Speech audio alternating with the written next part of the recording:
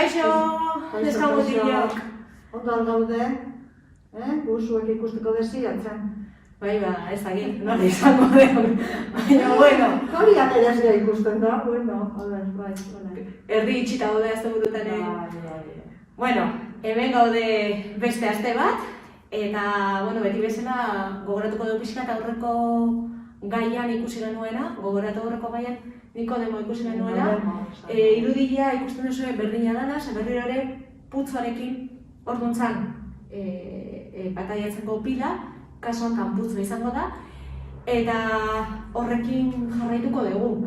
Ja Nikodemo alde bat utziko dugu, baina bueno, badauka lotura hori. Eta, bueno, beti bezala baita ere, baziko gara gure bihotzak eta prestatzen. Bai. Bai? Ze gauz asko dazkau inguruan eta orduan baretuko gara pizka tortzen. Hori da, orduan hasiko gara beste Mari, bai? Bai. Prestatu eskuak, prestatu bihotza, jaunaren hitza entzun dezadan. Prestatu eskuak, prestatu bihotza, jaunaren hitza entzun dezadan. Eta gandela piztuko dugu, piztu, hori da.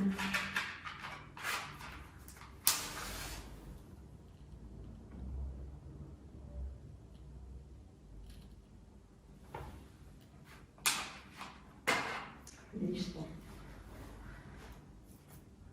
Hartuko dugu gure libro zoragarri hau Biblia izena duna, badakizue.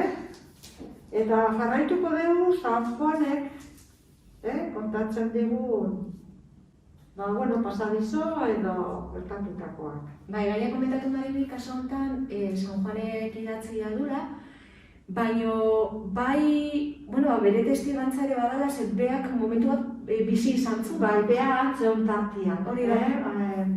Aukeratu zituen apostoluen tartian, beha zegoen orduan bizitu zuen zuzenian.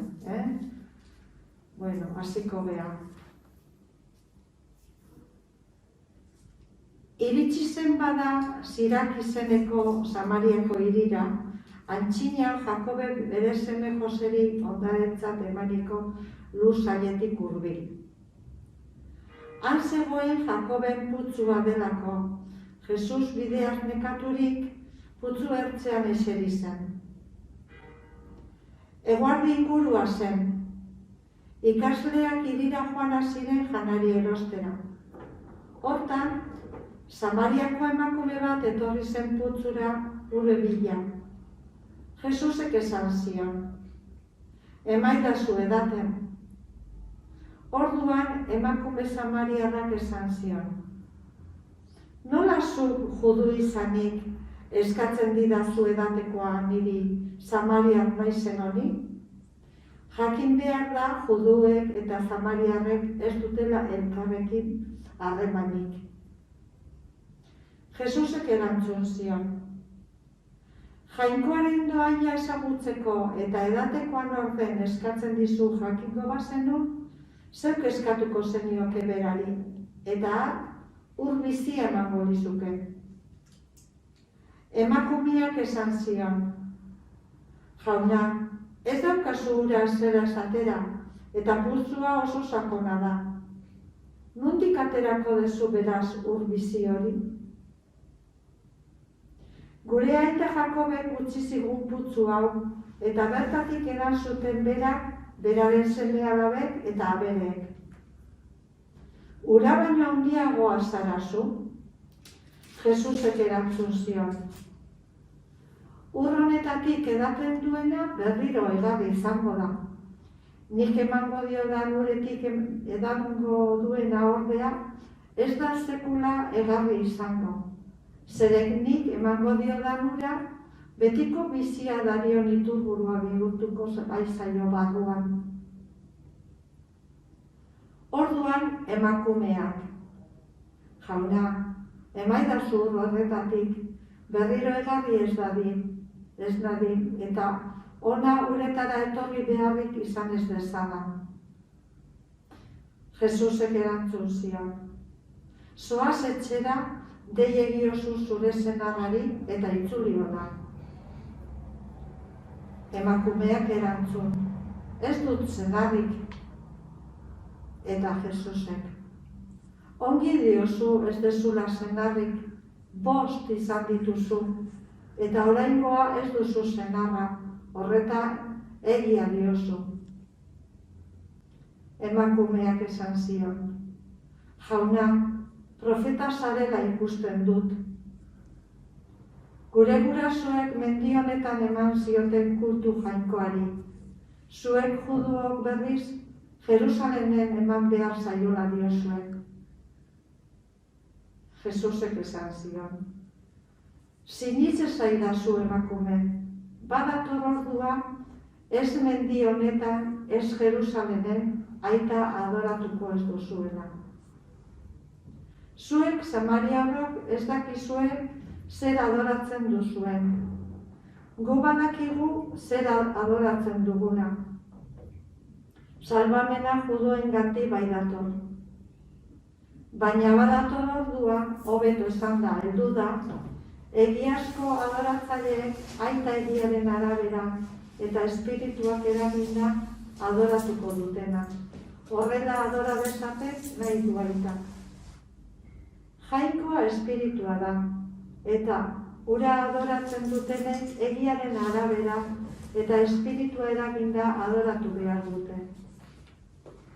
Emakumeak esan zion, badakit Mesias Kristo alegia etortzekoa dela, eta hark etortzean gauza guztiak agertuko dizkigula. Jesusek orduan, neu naiz zurekin mintzo naizen hau. Une hartan, ikasleak iritsi eta harritu egin ziren Jesus emakume batekin isketan ari zala ikustea. Hala ere, inor ez zen ausartu galdetzera zer nahi zuen, edo zertan ziharduen emakumearekin. Emakumeak, zuila edo untzia utzi, hirira itzuli eta esan zion jendeari. Zatozte dudan guztia esan didan gizon bat ikustera, ez ote da bera Mesias? Jendea hiritik atera eta Jerusalena joan zen. Bien bitartean, erreguka ari zitzaizkion ikasleak esanez. Maixu, jar zerbait, baina berak esan zien. Badut nik beste janari bat, zuek ez dakizuena. Ikasleek galdetu zioten elkarri. Norbait ekarriko ote zion jartekoa? Jesusek esan zien. Nire janaria bidali nauenaren nahia egitea da, haren salbamen egintza burutu arte. Hiri hartako samariar asko sinetsu zuen jainkoagan.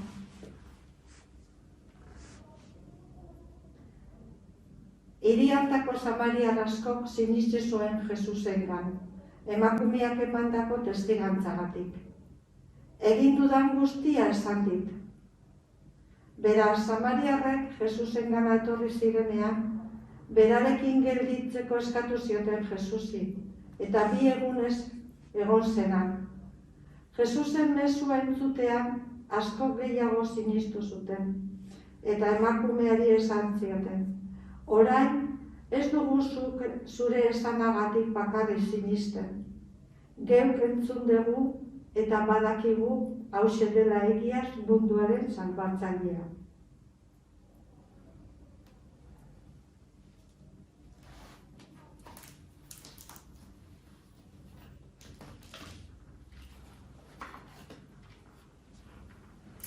Bueno, hau da gaurko pasartea. Samariarren historia dugu, hemen ikusten duzuen bezala, Jesus eta Samariarra, eta hemen Jakoben putzua deitzen ziotena. Lehenbizi, kokatu ingo dugu historia non gertatzen da. Galileatik Judeara juteko bitartean, Samaria pasa behar da. Zer gertatzen zen? Inork ez zuela nahi Samariatik pasa, zergaitik ez zuten nahi.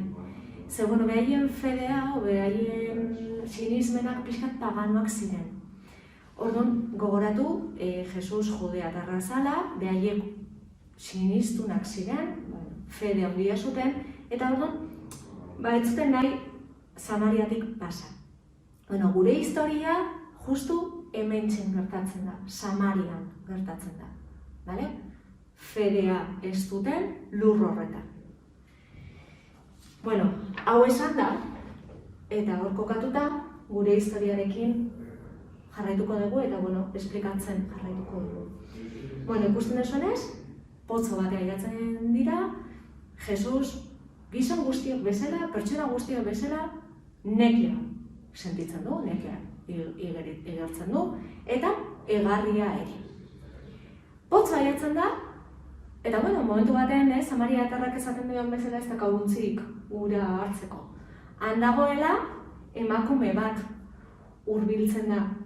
Jesus pixkat harritzen da, ze justu eguerdia da, bero gehien egiten duen gunea da, eta normalian emakumeak, bueno, alde batetik ez da bakarrekan juten, emakume bakar bat bakarrik juten, baizik taldetan juten dira normalia putzo horretara, eta gainera ez dara ordu horretan. Ez da ordu egokiena, euski pikian uren bila joateko.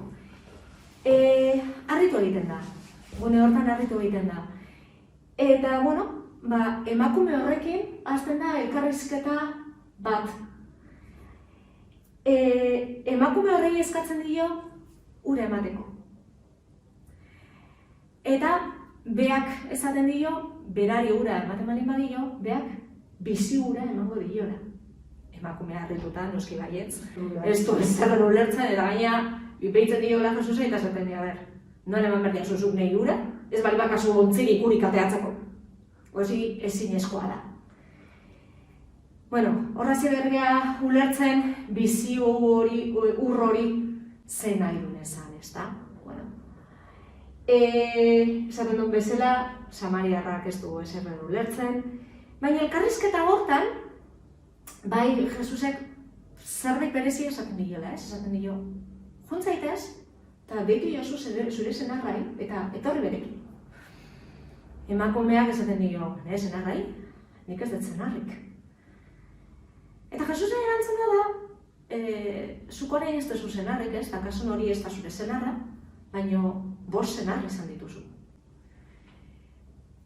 Berriro ere, emakumea argitu egiten da, nola daki gizon honek, nik sekula ez bali badet gizon hau ikusi, nire bizitzari buruz. Nola dago posible? Eta gaina, beha zunkan barman keska eta iskutuan ibiltzezan. Hori da, bai zen. Ereian gaizki ikusila zeo. Hori da. Beti junta bakarrik uren bila, bat zeukan beha bere keska handia. Bai, bere barruko min hori, herriak etzion sinisten, herriak etzun berekin hitzaiten, etzekan harremanik herriko jendearekin, eta derrepente gizon bat asaltzen da, ez du ezagutzen, ura eskatzen dio eta gaina esaten dio, beha bost aldiz eskondu da.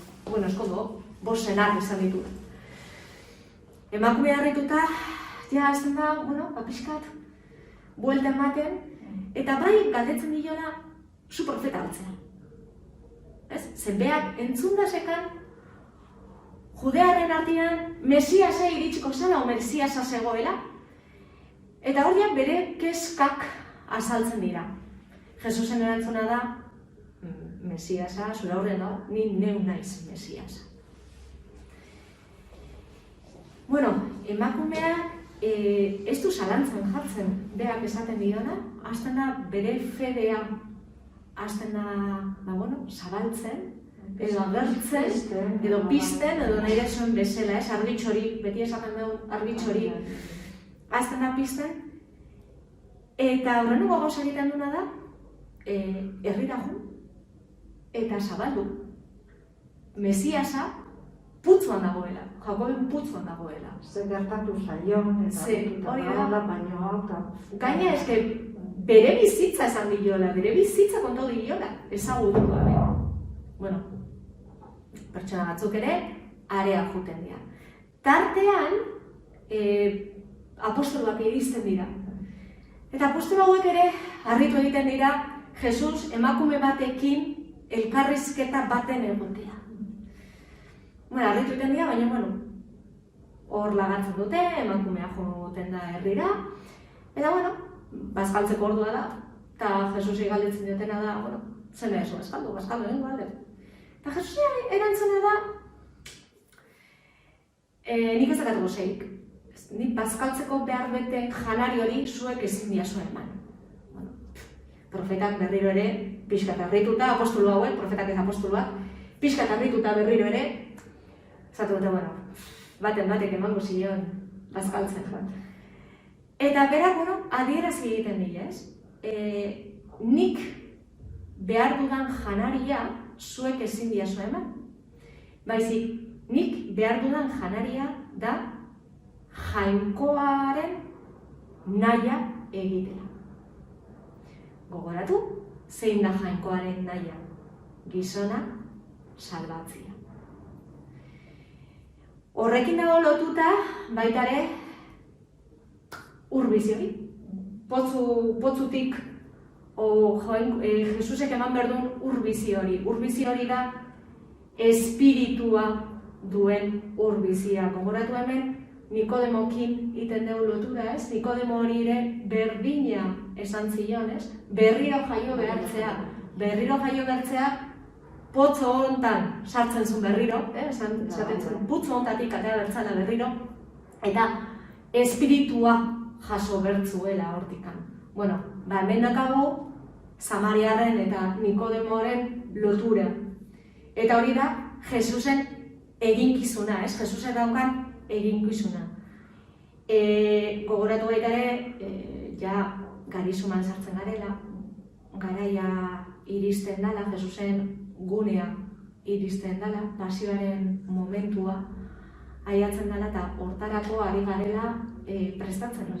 Eta hemen, bueno, ez, ja, bidea hartzen dugu, Nikodemokin hartu ginen bidea, eta hemen bide hori jarraitzen dugu, ez? Jesusekin batea, Jesusek ere bide hori entzun, eta erekin batea ospatuko dugu laizter, lagunduko digu guri baita ere hor sartzen. Hori da. Garizuma gogoratu gaia bukatutzat ematen du, baina bai garizumari buruz pixkaritzen dugu, garizuman datorren aztian sartuko gara garizuman, hain zuzen ere asteazkenean sartuko gara, errauster egunarekin, baina bai komentatu eta gonbidapenera, naiz eta Auster eguna asteazkenean ospatu, bai zuekin ospatuko dugula ostegun bertan. Ostegun bertan, Elizan elkartuko gara, eta hor Pedrok errautza jarriko digu kopetean, eta katekesiko edizkizuna egingo digu, eta hor sartuko behaia Aste Santuan, eta hemendikan aurrea, hor Aste Santurako prestatzen gea, gune hortarako, badakizu Aste Santuan zer gertatzen da, ez Jesusen gurutzean hiltzatzea eta bere piztuera. Gune garrantzitsuena dugu, guretzako da importanteena. Eta, pixkanaka, hor jungo beha zartzen. Orduan, arratzaldeko 5:00 ostegunean, Elizataian bilduko gea, eta hor dakago aukera alkarrik ikusteko. Eta alkarrekin jungo gea Elizara, eta aprobetxatu dezagun danok.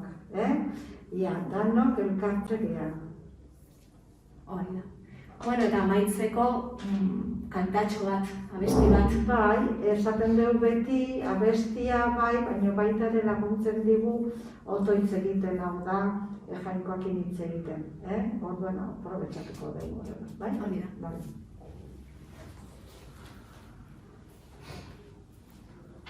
Kanta da Ni naiz jauna. Bai. Ni naiz jauna, zurekin hitz egin nahi dut. Ni naiz